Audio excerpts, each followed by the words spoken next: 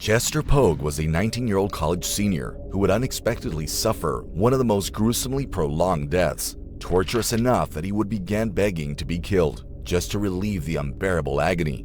But Chester's case wasn't only horrific due to the appalling detail, but rather who was to blame and why. A few hours before his grueling ordeal, Chester was excited. He had stayed behind for the family holiday, leaving him with an empty house and a chance to invite his new friends over, Elijah, Briley, and Daryl.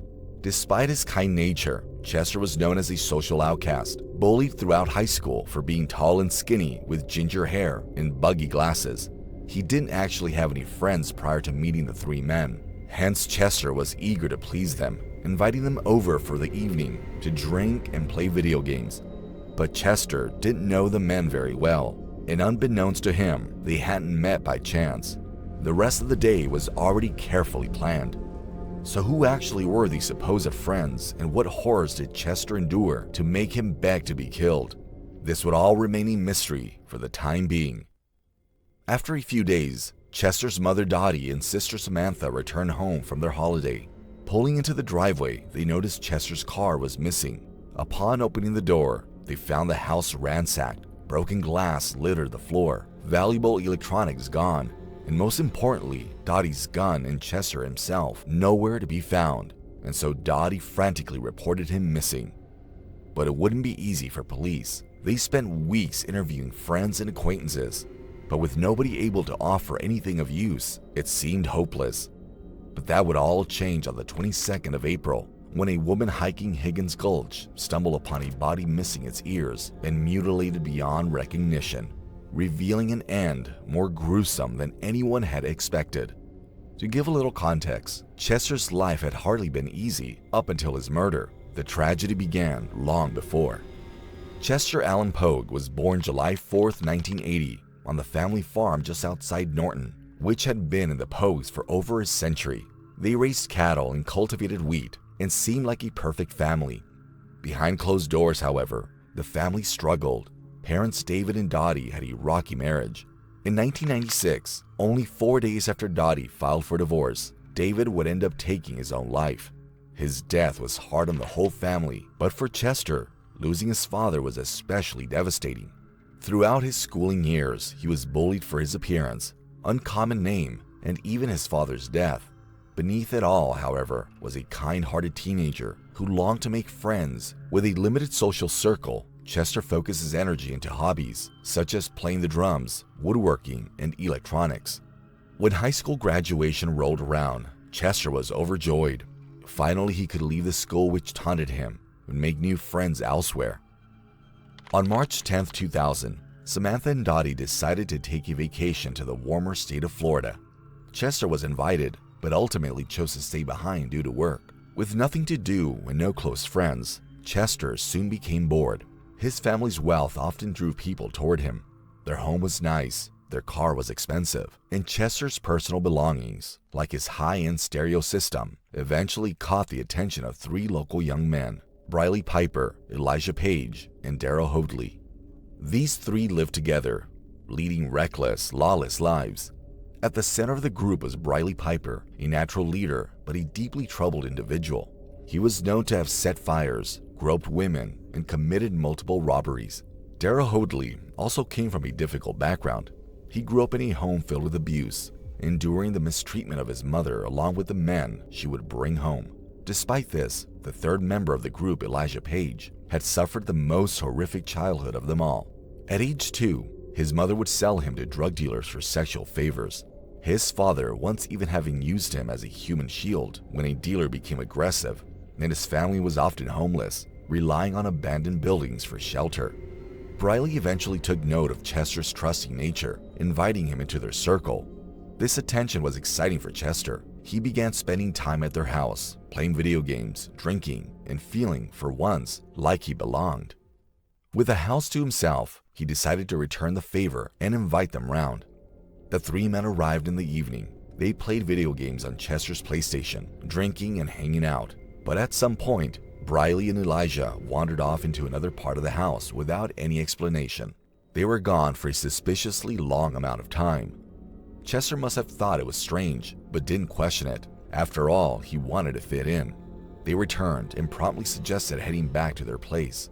Chester agreed, unaware that he had sealed his fate. The four of them climbed into Chester's pickup truck and drove to the group's house. But the moment Chester stepped inside, the mood shifted. When he turned to face his so-called friends, he saw Elijah holding a .22 caliber pistol, Chester's mother's gun. They had somehow taken it from a locked cabinet. All three men started abruptly yelling, ordering Chester to the ground. He hesitated, confused. Briley began kicking him relentlessly until Chester fell unconscious. When he came to, he was tied to a chair, a cord wrapped tightly around him, and a tire iron pressed against his feet, ensuring he couldn't move. They forced a beer bottle to his lips. The liquid burned as it went down. The beer had been laced with crushed pills, bleach, and hydrochloric acid. It instantly began eating away at the tissue inside his mouth and throat, causing him to violently vomit blood. Elijah reached into his pocket and pulled out his wallet, taking the credit card. The plan had been to simply rob Chester, the card being all they needed. But now Chester was nothing more than a loose end.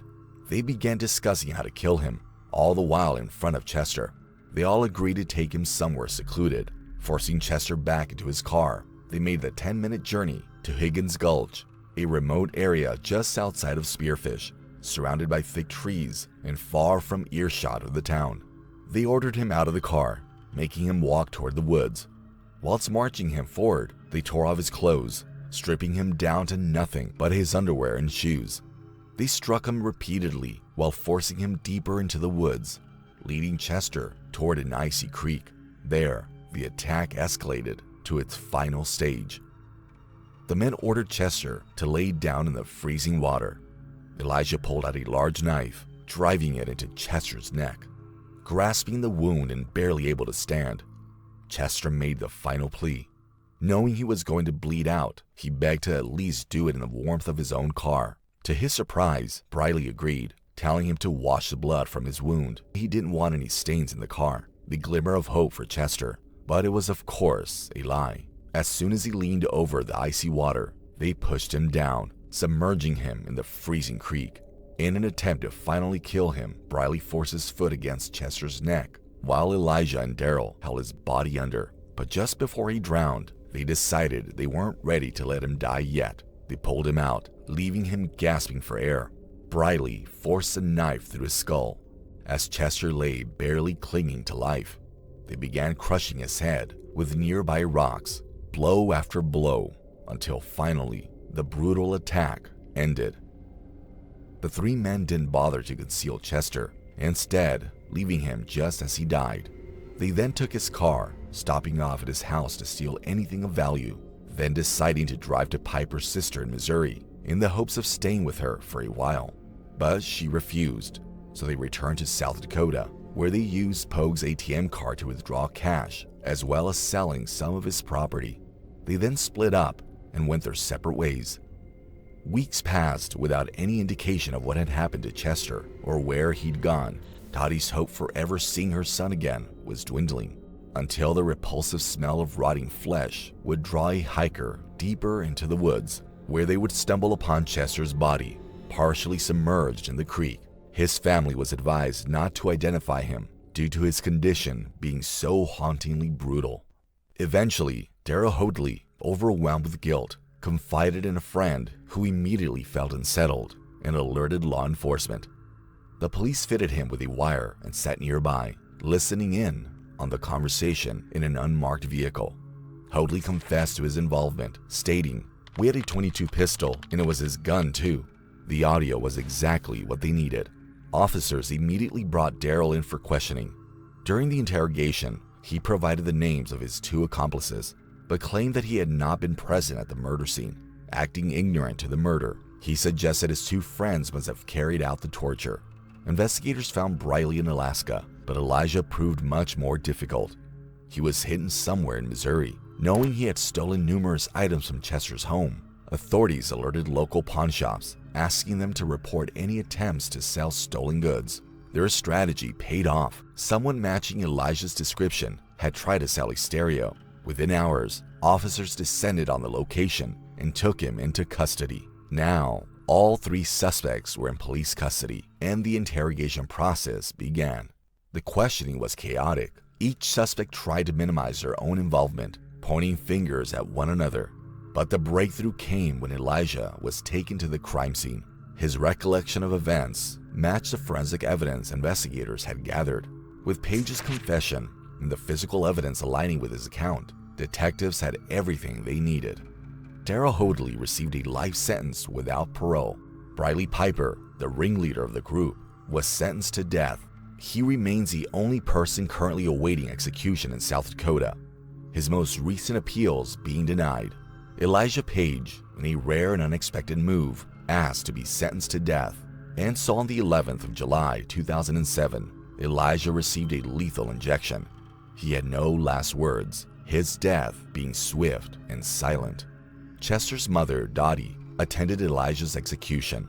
She expressed a sense of closure and described the process as a job well done.